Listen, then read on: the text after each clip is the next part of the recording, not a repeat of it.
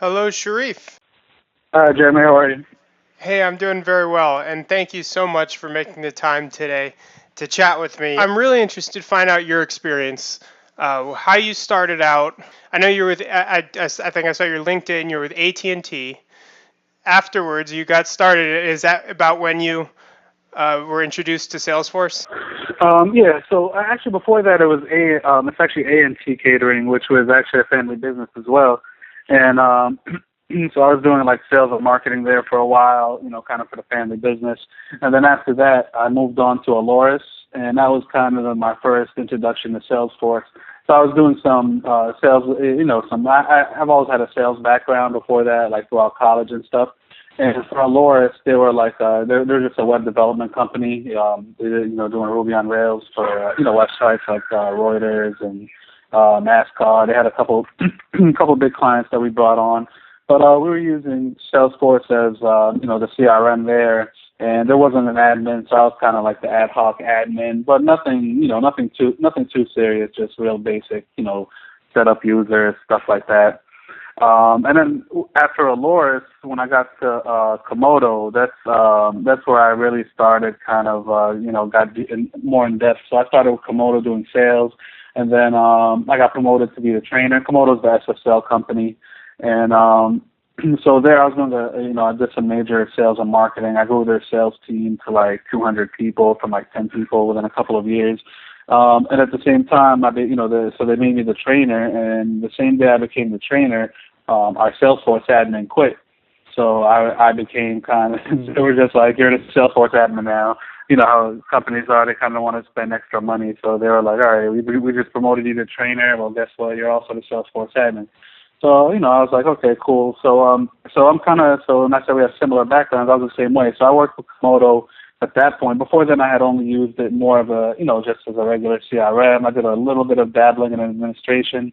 But once I got to Komodo, I actually, so from there, I did kind of 3 years of, heavy duty, just admin work. I taught myself everything. So I never took any of the classes.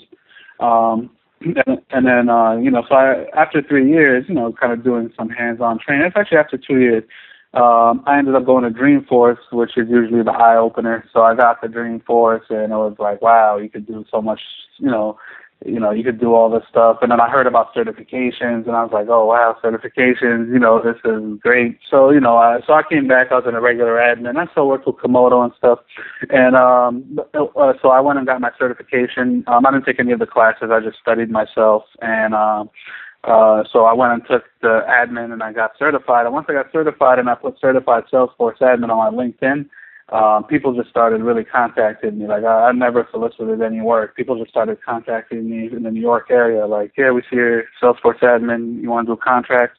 So this was around 2010. I spun off and I started my own business, Agile Cloud Consulting, and which I still have right now. I still do some side. I'm working full time around corner, but I still do some side implementations on weekends and like simplest kind of stuff. So I started Agile Cloud, and it was very successful. It was I got a lot of great clients there. I did something for Princeton University, NYU Abu Dhabi. I worked with Ideally, and a couple of other companies. You'll see on my website if you look at the agilecloudconsulting.com under implementations. You'll see some of the people I worked with there.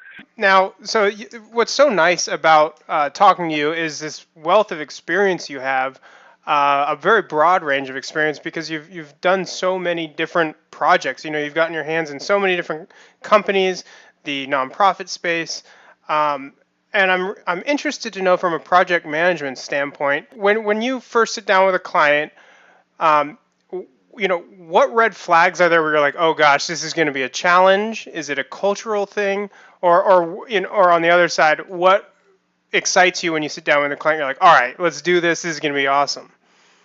Yeah, so as far as the challenge, my main challenge with a lot of kind of probably more on the bigger company side is having a big project and having too many kind of like project managers involved in the project, which sometimes I like to be put in direct contact with the users, and in some instances Some big companies are fine and you can kind of maneuver that. Some other companies, they like do everything through like 4 project managers and everything needs like 5 meetings, and that kind of and I think one of your questions was what scares you. That's the thing that scares me when I when I first start a project is like, okay, meet the 4 project managers. Like, oh boy, nothing against project managers on the client side, but a lot of times it just kind of it slows things down tremendously. Sometimes I like to kind of get right to the users, maybe one project manager, and make sure we're all on the same page and just get things moving. But a lot of times it's, kind of that whole, the politics of, okay, let's get 10 meetings to have a meeting and all that holds it up. What excites me is kind of, just because I have had so much experience, when I do sit down and I start talking to companies and start gathering requirements, in my head I'm already putting the architecture together. So I'm kind of have, the final product in my head. So I get excited at that point because I know exactly which road I want to take. Once you have that laid down, everything else becomes, a lot easier.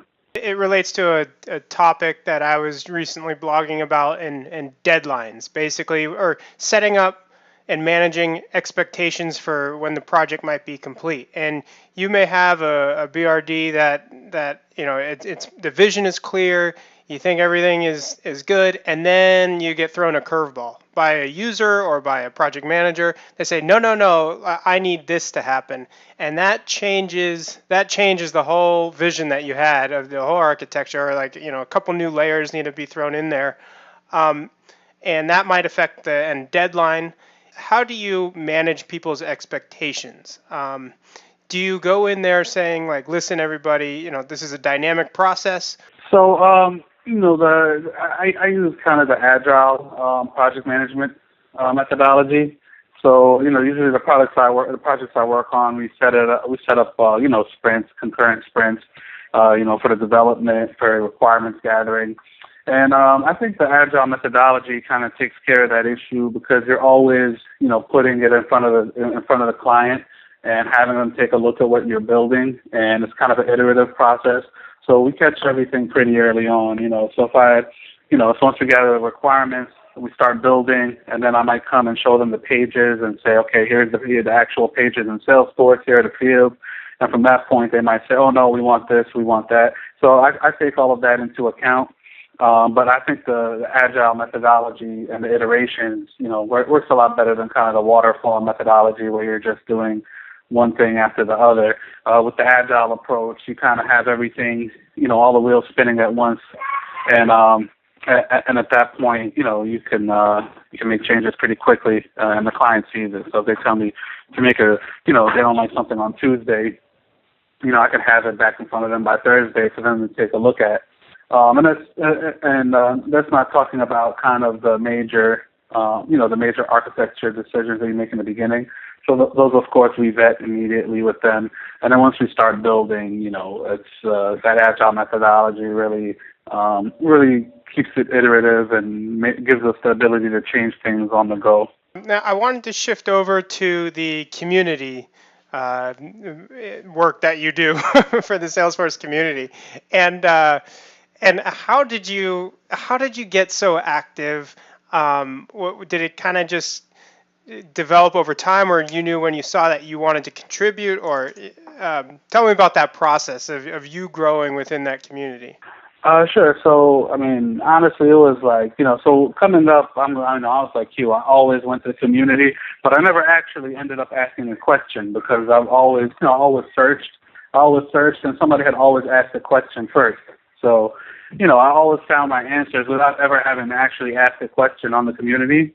And, that was around that 2010 time. And at the same time, so I was getting my certifications and everything. And to be honest with you, it was really around maybe July of this year. So I was doing an implementation for Allsac, the St. Jude's Hospital. And I was out in Memphis. And, I was there kind of late night. And I'm like, I got all these answers off the community. I think this it's probably time for me to start giving back. So I was just sitting in a hotel room, and I went on the community and I answered a question, answered like 4 or 5 questions. People were marking them best answers. So I'm like, okay, this is cool. Let me keep helping. And sometime between July and August, I got kind of addicted. And I just I gotta say, it is when you get that best answer, you must feel because I gotten a couple here and there or whatever, or yeah. someone just thanks me, and it's just like, yeah, I felt great, and good for them, and because you can really relate to those administrators when they're asking that question that you had 3 years ago and or whatever. Yeah. So I mean, that's great. And that was actually one, sometime in that time. And honestly, at that point, I had no idea that there was any kind of like ranking or number one. I hardly even knew about the MVP program. Like I've seen MVP on people's profiles, but I never actually knew what it was. And what happened was, so I thought, people were sending me things like, thanks, you just saved my job, and I'm like, wow, like this feels good. I can actually help people, just through answering, questions that I know, and I feel like, I benefited so much from the community. I should give back, and it keeps you sharp, So I learn as much as I answer questions. I learn a lot, on there, just looking at other people's answers. And you know how Salesforce is, there might be 10 answers to one question, right? 10 different answers. So you get to see, different ways. But yeah, so I had no idea that there was rankings or anything. And then one day, somebody at my job around corner was like, hey, you're number one on the interest community. And I'm like, oh. I'm like, where? And they sent me a link to the page, and I had never actually even even seen like that bottom page where it says like number 1, 2, 3. And I'm like, oh wow, this is cool. I'm number one. And then people started asking me like, are you trying to be MVP? Are you trying to be MVP? And I'm like, honestly, I'm not. It's cool if I become an MVP, but that's not like my life goal. I don't know. and so That's so cool. So I read up on the MVP, and I'm like, yeah, this is cool. And I didn't even so Dan Lamont, which is one of the owners at Round Corner, he submitted me to the community. I guess he nominated me for MVP, and I didn't even know he nominated me. So I just ended up getting the email like, you've been inducted into the MVP program, which is great. There's like huge perks, and it's a wonderful group of people. I couldn't be happier that I'm part of that right now. But it was funny just how it happened, because I was kind of like, it all just fell together out of the blue. This will be my first Dreamforce, and it kind of shifted my whole, this will be my first Dreamforce as an MVP, and it's going to kind of, it's a great group of people. So we have, I communicate with them. I'll be meeting a lot of them at Dreamforce. They're very, everybody in the community is just, very helpful and great ideas, and they're all doing, kind of great things with like social blogs and Twitter and everything. So it kind of changes it from me being just going to kind of watch and be part of the session to kind of being a presenter in that kind of platform. Hey, where can we find you? And I can post this. Where can you be found at Dreamforce specifically? So actually, I think most of the time I'll be at the Hilton, because that's where the foundation and the community areas are going to be, the community zone, and also like the foundation expo. So I'll be at the Round Corner booth some of the time. Other times I'll be at just in the community section. I'll be there's a spot called the Genius Bar. I'll be there one day just doing kind of helping people out with consideration. And then there's one day it's going to be a pro bono for nonprofits, so I'll be doing some free work there for the nonprofits. And I'll be doing another quick session in the theater. So in the community zone there's going to be a theater, and I'm doing a session there on how to study for your certifications. Then and I'm going to be part of a panel for like the Answers Live for like the nonprofit hub. I think that's on Wednesday on that Wednesday morning. So yeah, but mostly if you want to find me, I'll be in that community zone, and I'll be it's only a couple of hours. I'll be at the Round Corner booth. But besides that, I'll be doing a lot of community stuff. And then when I'm not there, I'm going to be getting my hands dirty at the hands-on sessions. Those are my favorite types of sessions at Dreamforce. So looking at the future of Salesforce and the platform, of course, our business, like I said, is betting on the platform for to run for hopefully the next 10, 15. We don't want to go through this again, Do you see this as a platform that's going to stick for, I mean, if you had to throw a number out there, when do you think How long will this survive, do you think, until the next thing kind of makes us all shift? I mean, I think just with the great leadership of Mark Benioff behind it, I think as long as he's around, it's going to be around. Because Salesforce is, they just seem to be like one step ahead of whatever is out there, or like moving right along with it. So, I definitely see this. I don't think I would be able to put a number on it, but I don't see Salesforce going anywhere, and I see it, just kind of sticking because, there was the one session, I think 2 years ago with Mark Benioff and I think it was Eric Schmidt from Google, and Eric Schmidt was saying that, and it was kind of that same question, and he was saying the future is going to be, mobile, social, and local. And if you see with Salesforce and Chatter and everything they're doing on that end, that's exactly kind of where they're headed. Regarding social, that's one thing that is very culture dependent on, like how quickly a company can adapt that social element in their business, because as a lot of larger corporations might spend time blocking Facebook, blocking Twitter, for their users during the day or whatever. Now it's like, hey, let's bring in Chatter. Let's bring in an internal social network. It's kind of like unregulated in terms of what can be said, and it feels so much like social networking because it is. Um, how have you seen that adopted, the social movement on the enterprise? How have you seen it adopted among different clients? Like, do some struggle with it more? Yes, I think initially, like in the early parts of Chatter, a lot of people were kind of scared to implement it. Like, no, don't turn it on, and they just didn't want to have Chatter in their org. But honestly, all of my clients, even the ones that initially were against it, they've all come around, and eventually, just like, okay, let's enable Chatter because we want to share files. Because they'll say we don't want Chatter, and then they'll come to you with requirements that say we want to do this, and you'll say, okay, well, the best thing for that is Chatter. They're like, we want an email to go out to everybody when this opportunity goes to close one or something. It's like, okay, well, let's enable Chatter feeds and have everybody follow it, and you could do so much more. So really, it was, I think. At the beginning, some of the clients were kind of scared of it because it is kind of like, oh, I don't want Facebook on my company time or whatever. It's going to make people like waste their time or whatever.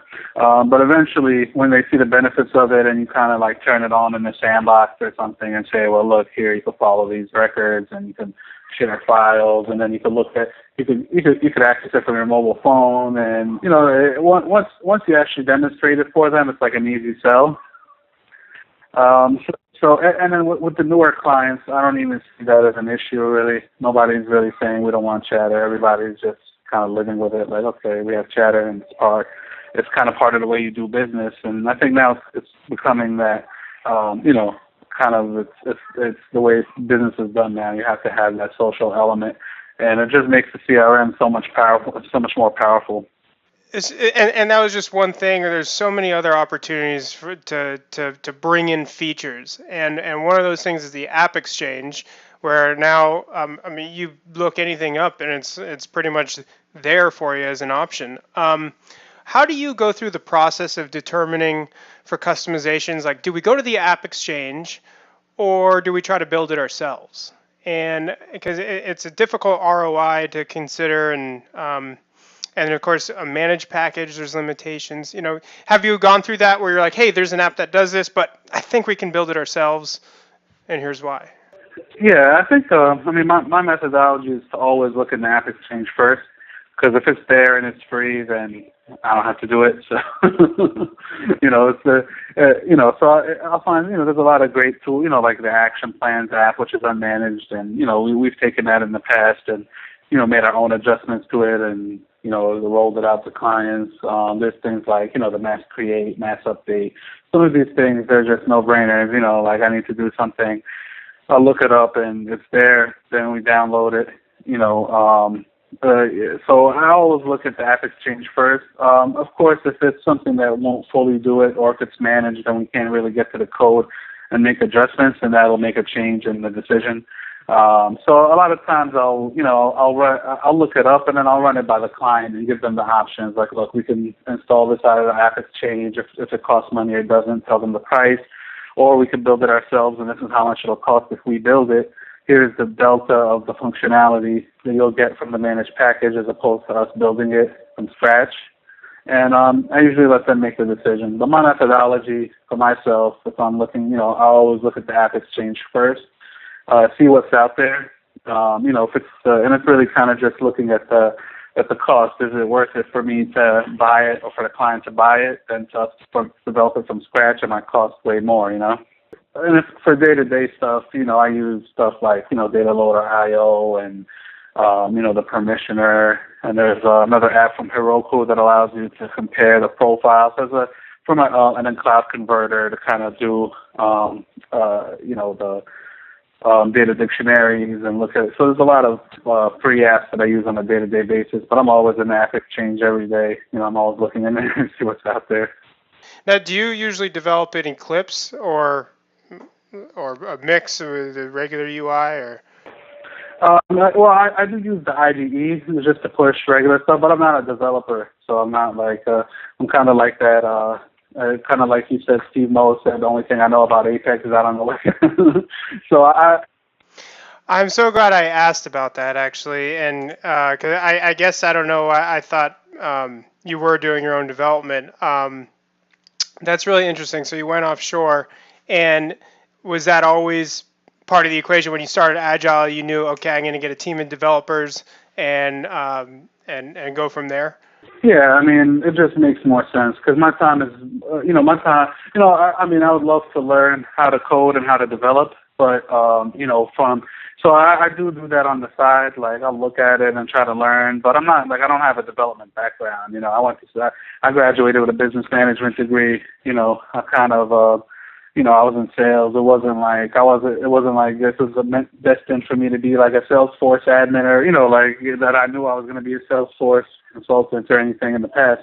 So, once I started getting my business off the ground, I definitely knew I was going to get offshore development because it makes more sense for me to get business and, be client facing and do the actual configuration and the requirements gathering. The gift I have is I know how to communicate to developers, which some people don't. So just being able to take that technical requirement and explain it to the developer so they can develop it for us. But from the money standpoint, it makes a lot more sense also to offshore. You have great developers offshore. A lot of them, you'll see them right on the community. And they answer, all of the trigger questions and stuff like that. And but you can from a business standpoint, it makes a lot more sense to do that because you can hire great developers for like 25 an hour or something. Just being able to capture the requirements. I use a program called Balsamic that I do mock-ups with. So being able to capture the requirements, do mock-ups, if you show a developer exactly what you want, they'll build it. You know what I'm saying? Oh, hey, Sharif, it was great to talk to you. I'll come find you at Dreamforce. All right, sounds good, Jeremy. Nice talking to you.